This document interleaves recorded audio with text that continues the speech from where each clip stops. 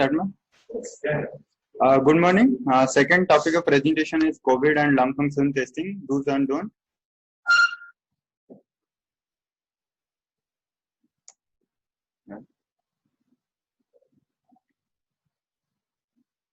So, before starting this presentation, as we all know, this currently we are facing this pandemic, and it is not full stop to all other procedures, and patient have to undergo other procedure for which they need pulmonary clearance. So for that we also require pulmonary function test. So usually pulmonary function test often generate aerosol in the form of droplet due to patients coughing, and testing often requires generation of high minute ventilation and flow rate. So due to this generation of aerosol, PFT poses a considerable risk for spread of infection to individuals and surrounding surface within and around test area, even in asymptomatic patient. So this local prevalence will dictate the level of safety precaution and the availability of the test. So my presentation is all about what are the things we have to consider during doing a PFT. So ERS group recommended some safety recommendation during this COVID pandemic, and they divided this COVID-19 pandemic in three phases. One is pandemic phases, which is associated with high community prevalence, and they recommended level 1 safety recommendation. And following this pandemic phase is the post-peak phase, where they told that patient this community will have low prevalence, and they advise level 2 safety recommendation. Following which post-pandemic phase, that will be similar as the pre-pandemic phase, and there they offered level 3 safety recommendation. And currently, as we are all facing the pandemic phase, so all the safety recommendation will be level 1. So what are the level 1 safety recommendation? So most common recommendation is restrict referral to the patient requiring urgent or essential test only for immediate diagnostic of current illness. So we should not advise any routine PFT during this pandemic phase, and do not recommend any patient with flu-like symptoms, whether diagnosed or not, and those who are having symptoms suggestive of COVID-19. Postpone all routine tests during this critical phase. COVID patient must not be treated for minimum 30 days post-infection. So if in this patient it is very much emergency thing is there that we need to test this patient, then we have to take some precaution for testing this COVID-19 patient, but usually we should avoid first 30 days of infection. Organizational recommendations are screen patient referral and prioritize patient for essential tests, and triage patient carefully for COVID-19 status basing upon the questionnaires, and patients should wear mask and sit a minimum of 2 meters from next person, and patients should attend alone or be strictly limited to one parent or relative.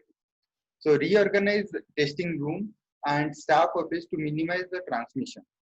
Reorganize testing schedule to include extra time for post-test cleaning or decontamination of the test equipment and environment, recalibration of instrument, room ventilation, and PPE donning and doffing. So it approximately takes 30 to 60 minutes, which was given by the ERS guidelines. So that should be the time interval we should consider when we are organizing testing.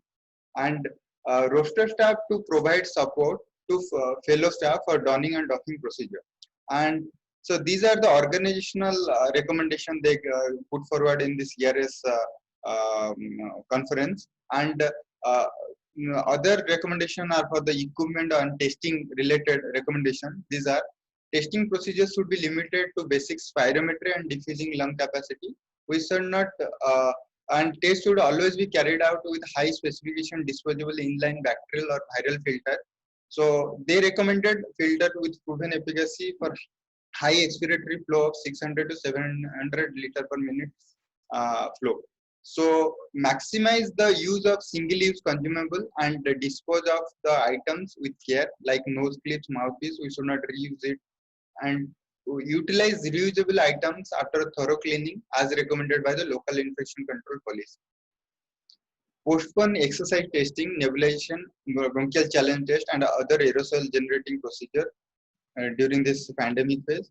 And high risk patient means those who are having symptoms suggestive of COVID-19, better to have remote testing with live video instruction by the trained technician or the doctor using telemedicine is the recommended modality. For highest risk patient requiring essential testing, this highest risk are those who are COVID positive and less than 30 days of post-infection. PFT should be carried out in a negative pressure room and using equipment only for purpose of high risk or infected patient.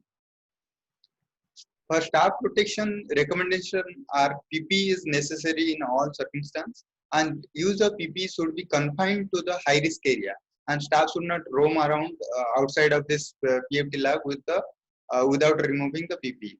And FFP3 mask or FFP2 mask are recommended, more preferably FFP3, but FFP2 can be recommended if FFP3 is not available.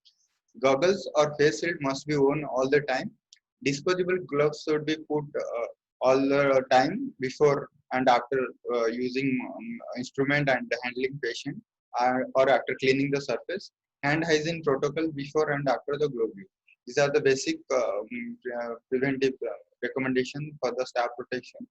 And for cleaning and infection control, recommendation are all the patients, those who are undergoing PFT, should use face mask. Strict adherence to the regular equipment cleaning, adequate room ventilation, negative pressure in testing area if possible, then we should avail that facility. HEPA filter is not recommended due to the viral colonization. UV light or ozone room decontamination at interval if it is available, and implement of the strict infection control protocol for the betterment of the infection control. So all these are the recommendations during the pandemic phase, and post-peak phase, all the infection control and the protective measure are the same. Only changes they put forward that we can include other testing like exercise testing, nebulization, bronchial challenge test, and other aerosol generating procedure, but it should be limited to specific equipment and testing room. And like previously, all testing procedures should be done with PPE, mask, eye protection, and gloves. And use of filter to minimize escape of aerosol from the exhalation port while using nebulizer is another added recommendation in the post-peak phase. And in post-pandemic phase, it is the same as pre-COVID-19 standard for PFT, which was based on the country level recommendations. So these are all recommendations by the ERS society, but other society like GINA put forward one statement like routine spirometry testing should be suspended to reduce the risk of viral transmission, and if absolutely necessary, adequate infection control measures should be taken. And the ATS statement regarding spirometry in COVID-19 situation, they put forward like spirometry is considered only if immediate treatment decision and use of PPE is recommended while doing procedure. So from all this guideline, all this statement, we only came to one basic point that we should facilitate this PFT to a very selective population where treatment decision is based on this PFT only. Otherwise, routine indication of PFT we should restrict, and with the utmost protection of the employee. Means all the health facilities should use the personal protective equipment along with adequate infection control should be done to limit the transmission of the viral spread.